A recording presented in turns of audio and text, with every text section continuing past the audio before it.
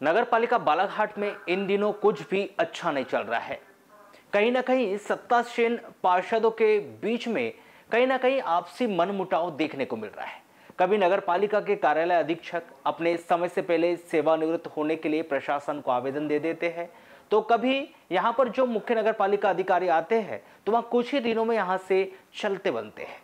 शायद माननीयों के बीच आपसी तालमेल नहीं बैठने की वजह से कोई भी यहां पर ठहरने की बात नहीं कर रहा था। यहां तो सिर्फ प्रशासनिक अधिकारी कर्मचारियों के द्वारा तालमेल नहीं बैठ जाने के कारण यहां से जाना चाह रहे थे और विपक्ष भी उनके साथ काम नहीं करने के आरोप लगा रहे थे। किंतु अब सत्तासीन पार्टी के पार्षदों के द्वारा यह आरोप लगाए जा रहे हैं कि पूरे 1 वर्ष बीत जाने के बाद भी उनके वार्ड में एक भी विकास कार्य नहीं कराए गए और यहां उनके साथ भेदभाव करने का आरोप लगा रहे हैं। जबकि इसके पूर्व भी नगरपालिका में अंदरूनी भीतरघात देखने को मिला था, किंतु अभी यहां भीतरघात खुलकर सामने आने लगा है। भले ही यहां आरोप उनके द्वारा अभी नगरपालिका पर लगाए जा रहे हो, पर जिस प्रकार से उन्होंने नगरपालिका पर यहां आरोप लगाए हैं उसे देखकर यहां लग रहा है कि कहीं ना कहीं नगरपालिका में इन दिनों कुछ भी ठीक ठाक नहीं चल रहा है और अब पानी इतना सर के ऊपर बढ़ गया है कि लोग अब खुलकर मीडिया के सामने अपनी समस्या को बयां कर रहे हैं। जहां नगरपालिका उपाध्यक्ष ही स्वयं अपने वार्ड में 1 साल से एक भी काम नहीं करा पा रहे हैं, तो वहां आम जन और विपक्ष कितना काम करा पाया होगा, यह विचारणीय प्रश्न है। और जहां उपाध्यक्ष की नहीं चल रही है, जबकि इन दिनों नगरपालिका बालाघाट में भाजपा समर्थित नगरपालिका अध्यक्ष और भाजपा समर्थित ही नगरपालिका उपाध्यक्ष, इस प्रकार से उपाध्यक्ष नगरपालिका पर यहां आरोप लगा रहे हैं, उनके कोई कार्य नहीं हो रहे हैं, यहां कई सवालों को जन्म देता है। और उपाध्यक्ष यही नहीं रुके, वहीं इसकी शिकायत भारतीय जनता पार्टी के नेताओं के साथ साथ आयोग अध्यक्ष गौरीशंकर बिसेन से करने वाले हैं। जबकि नगरपालिका में आयोग अध्यक्ष गौरीशंकर बिसेन के द्वारा ही अध्यक्ष और उपाध्यक्ष को बिठाया गया और उनके द्वारा बिठाए गए उपाध्यक्ष की ही बालाघाट नगरपालिका में नहीं चल रही है और वो अपने ही वार्ड में नगरपालिका से एक भी विकास कार्य 1 साल के अंदर नहीं करा पाए। एक हमारे सड़क का नाम है नवल दमाए से पीतम लागे करके तक की सड़क, लगभग 150 मीटर की रोड है, पुराने CSR से, और वह 2021 में वह रोड पास हुई थी।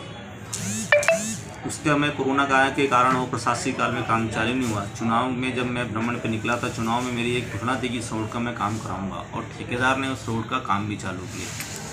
पर एस्टीमेट में कुछ कमी थी कि उसमें नीचे GSB और WMM नहीं था, तो मेरे कहने पर ठेकेदार ने एक अलग से उसमें GSB और WBM तक कर दिया। उसके वीडियो फुटेज इंजीनियर मैडम के संज्ञान में है, अध्यक्ष जी के संज्ञान में है, पुराने इसके पहले जो CMO साहब थे उनके भी संज्ञान में। उसमें बात ये हुई थी कि जो अध्यक्ष जी के थ्रू जो 1 लाख तक के काम हो जाते हैं उसमें उस काम को जोड़ दिया जाएगा ताकि वो रोड मजबूत और टिकाऊ बन सके। भैया, आपके वार्ड में बहुत महत्वपूर्ण सड़कें बन रही है, ये किस मकसद से बनी है और किसके द्वारा बनवाई जा रही है? ये जो काम था, अभी जो समस्या के लिए पूछ रहे हैं, ये तो नगरपालिका ने दिया था, लेकिन मुझे यह समस्या है कि आज मेरे वार्ड में मेरे ही लोग, यानी मैं वही छोटा सा काम उनका नहीं करा पा रहा हूँ, उसमें 1 लाख का WBM पास नहीं करा पाया, जिसके कारण ठेकेदार का कहना है कि मैं रोड नहीं बना सकता, रोड उखड़ जाएगी नीचे WMM अगर नहीं रहा तो। और जब से 10-11 महीने हो गए चुनाव हुए, मेरे वार्ड में कोई भी काम नहीं हुए। जो भी काम हुए हैं, विशेष हमारे विधायक जी आदरणीय भाव गौरीशंकर जी बिसेन जी की अनुशंसा पर उनके विधायक निधि के द्वारा लगभग 60 से 70 लाख के काम उन्होंने खुद अपनी विधायक निधि से मुझे दिया। उसके अलावा विशेष निधि से 40 लाख रुपए लगभग दिए। उसके अलावा 1.5 करोड़ रुपए उन्होंने CM मॉनिट के नाम पे सिर्फ व्यक्तिगत वार्ड नंबर 33 के नाम पर दिए। लगभग 2-2.5 करोड़ के काम हुए जरूर है, लेकिन यह सिर्फ और सिर्फ हमारे माननीय आदरणीय गौरीशंकर जी बिसेन जी के अनुशंसा पर, और उन्होंने अपने मेरे वार्ड में इतनी वो दिया, उनके तरफ से हुआ। लेकिन उन्होंने कहा कि आज वार्ड नंबर 33 के लोगों को नगरपालिका में आकर रोड बनाने के लिए ज्ञापन सौंपना पड़ रहा है।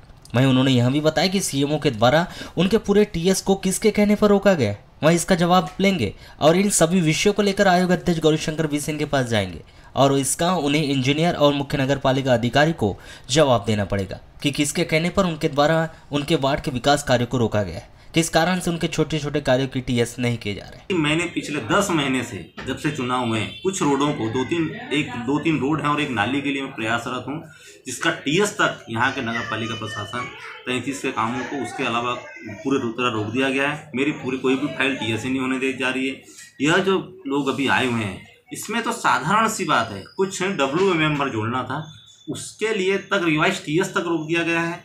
उसमें 1 लाख की फाइल बनाने से रोक दिया गया है। यानी कुल मिला के वार्ड नंबर 33 के विकास कार्य को रोकने की मंशा है, ऐसा सीएमओ साहब से मेरे को ऐसा लग रहा है। अब इंजीनियर भी इसका जवाब देंगे, इंजीनियर से मिलेंगे और इस बात को लेकर मैं ऊपर भाऊ के पास जाऊँगा कि वो पता नहीं 33 के साथ ऐसा भेदभाव क्यों कर रहे हैं।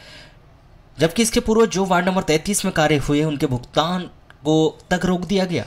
वहाँ काम करने के बाद भी आज तक वहाँ के ठेकेदार थे, पूर्व की परिषद में जिन ठेकेदारों के द्वारा कार्य किया गया है उनके तक भुगतान आज तक नहीं करवा पा रहे हैं। जबकि उन ठेकेदारों का भुगतान हो जाए उसके लिए उन्हें ऊपर तक बात करनी पड़ी, उसके बावजूद भी उनका भुगतान उपाध्यक्ष के द्वारा नहीं करवाया जा सका और उनके बिल बनाने के लिए महीनों बीता दिए जा रहे हैं। वहीं विधायक निधि के तक पैसे नहीं निकाले जा रहे हैं। वहीं ठेकेदारों के द्वारा यह कहा जा रहा है कि जब विधायक निधि व विशेष निधि के पैसों का भुगतान यदि नहीं होगा तो वह कार्य कैसे करेंगे, जबकि वह छोटे छोटे ठेकेदार हैं। उसके बाद भी उनका भुगतान नहीं होना यह भी विचारणीय प्रश्न है। सर किसके साइड पे रोका जा रहा है आपके? अब देखो, शायद तो सीएम और इंजीनियर बताएंगे।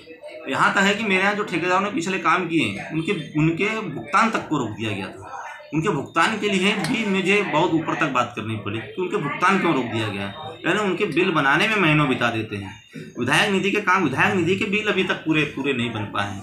एक अभी जो विधायक निधि भाव ने फिर दिए थे अभी 15 लाख रुपए, उस विधायक निधि के पैसे उसके पूरे नहीं निकले हैं उस ठेकेदार के। तो उसका कहना है कि मेरे को नहीं निकले हैं तो मैं कैसे काम करेंगे हम, हमारी अब विधायक निधि नहीं मिल पा रही है। विशेष निधि का जो पैसा था उससे बिल नहीं कट रहे हैं। छोटे ठेकेदारों के बिल नहीं कट रहे हैं। अब क्यों नहीं कट रहे हैं उसका जवाब अब इंजीनियर भाऊ से इसके ऊपर तक संज्ञान में जा चुका है। भाऊ इसको लेकर चर्चा उनके द्वारा आयोग अध्यक्ष गौरीशंकर बिसेन से भी कर ली गई है एवं विषय उनकी संज्ञान में है। अब देखते हैं कि आयोग अध्यक्ष के द्वारा इस पर क्या किया जाता है। वहीं भेदभाव किए जाने को लेकर पूछे गए प्रश्न में नगर पालिका उपाध्यक्ष के द्वारा स्पष्ट रूप से कह दिया गया कि अब भेदभाव किया जा रहा है या भेदभाव नहीं किया जा रहा है वहाँ तो स्पष्ट रूप से दिखाई दे रहा है। उन्होंने यह भी कहा कि इसे वहाँ भेदभाव तो नहीं कहेंगे लेकिन उनके बातों को तवज्जो नहीं दी जा रही। जबकि वार्ड के लोग आज उन पर आक्रोशित हो रहे हैं कि वह वार्ड के पार्षद के साथ साथ उपाध्यक्ष होने के बाद भी कोई कार्य नहीं करवा पा रहे हैं। जबकि लोगों की ज़्यादा बड़ी डिमांड नहीं है, वह मात्र 25 से 50 हज़ार रुपये की नालियाँ बनाने के लिए कह रहे हैं। यह बहुत बड़ी विडम्बना वाली स्थिति है। वहीं उन्होंने साफ शब्दों में खुला कह दिया कि आगे वहाँ चुप नहीं रहेंगे, इसके परिणाम अच्छे देखने को नहीं मिलेंगे और वहाँ अब कुछ भी कर सकते हैं। वहीं वहाँ अपने बड़े नेताओं से मिलकर इसकी बात करेंगे। भाऊ से चर्चा होंगी, अब देखते हैं क्या होता है। क्या भेदभाव किया जा रहा है क्या आपके साथ? भेदभाव किया जा रहा है नहीं किया जा रहा है वो तो अब प्रशासन बताएगा, समय बताएगा भेदभाव है नहीं है। भेदभाव नहीं कहूँगा लेकिन ध्यान नहीं दिया जा रहा है, मेरी बातों को तवज्जो नहीं दी जा रही है। या फिर लोगों का कहना है मेरे पर आक्रोश हो रहे हैं मेरे वार्ड के लोग कि उपाध्यक्ष का वार्ड होकर तुम अपने यहाँ के हमारे छोटे छोटे काम नहीं करवा पा रहे हो। मैं लोगों के लाइक 25-50 हज़ार की पुलिया नहीं बनवा पा रहा हूँ। ये मेरे लिए विडम्बना की स्थिति है, इसमें कोई दो राय की बात नहीं। लेकिन इसके हम बहुत परिणाम आगे बहुत कुछ कर भी सकते हैं, लेकिन सबसे पहले हम अपने ऊपर नेतृत्व से मैं बात करूँगा, उसके बाद ही हम इसमें हल कर